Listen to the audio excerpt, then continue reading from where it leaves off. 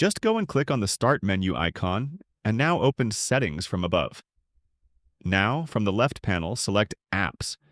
Then click on the Installed Apps option, and here is a complete list of apps installed on my PC. We will locate the app we want to uninstall. Let's say I want to uninstall VLC Media Player. I can also search for it from here. Now, click on this icon, choose Uninstall, and again click on Uninstall to confirm.